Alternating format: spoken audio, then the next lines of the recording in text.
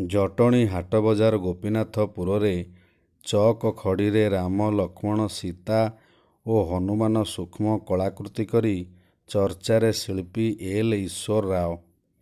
ରାମନବମୀ ଉପଲକ୍ଷେ ଜଟଣୀ ହାଟ ବଜାର ଗୋପୀନାଥପୁରରେ ସୂକ୍ଷ୍ମ ଶିଳ୍ପୀ ଏଲ୍ ଈଶ୍ୱର ରାଓ ଚକ ଖଡ଼ିରେ 1 ଇଞ୍ଚର ରାମ ଲକ୍ଷ୍ମଣ ସୀତା ଓ ହନୁମାନଙ୍କ ସୂକ୍ଷ୍ମ ମୂର୍ତ୍ତି ନିର୍ମାଣ କରି 4 ମୂର୍ତ୍ତିକୁ 3 ଇଞ୍ଚ ଉଚ୍ଚତା ଓ 4 ଇଞ୍ଚ ଚଉଡ଼ାର ଏକ ମଣ୍ଡପ ଉପରେ ସ୍ଥାପନା କରିଛନ୍ତି।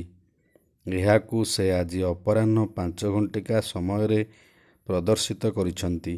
ତେବେ ଆସନ୍ତୁ ଶୁଣିବା ଏ ବାବଦରେ କ'ଣ କହୁଛନ୍ତି ଶିଳ୍ପୀ ଏଲ୍ ଈଶ୍ୱର ରାଓ। जय श्री राम, नमस्कार। मैं एल ईश्वर राव, मैं जन सूक्ष्म कलाकार। मु ओडिशा जटनी हाटबाजार गोपीनाथपुर रहे। यही वर्ष रामनवमी उपलक्षे मु चाकड़ी 4टा मूर्ति तैयारी कली। राम लक्ष्मण सीता हनुमान। ये मूर्ति काम करने मत 7 दिन समय लगला। यार हाइट हूँ 1 इंच।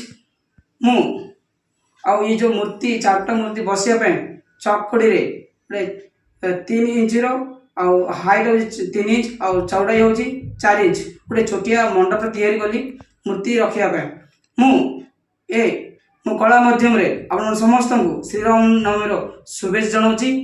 मु श्री राम पाखे यह प्रार्थना करजे आशीर्वाद आम समस्त सब बेले रहो बोली। धन्यवाद।